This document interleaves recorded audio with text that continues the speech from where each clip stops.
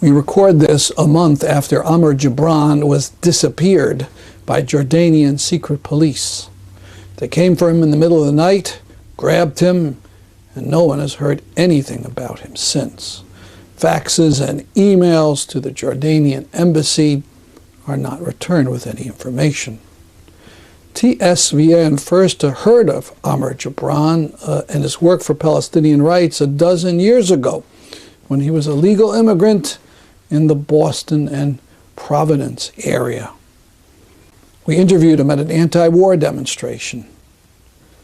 He said something to cause the ire of federal authorities. They arrested him and tried to make him an informer. When he refused, they slapped immigration charges against him.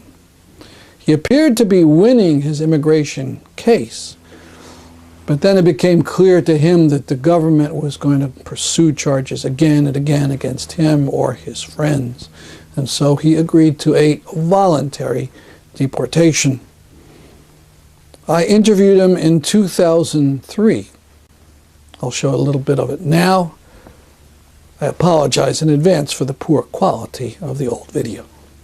The immigration matter became a classic witch hunt. They use it and they bring all sorts of garbage technicalities, and they use it to build case after case after case.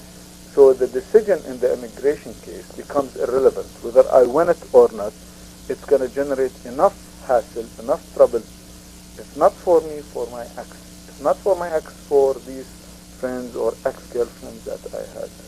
So the principal position that I felt needs to be taken is not to participate in hanging myself.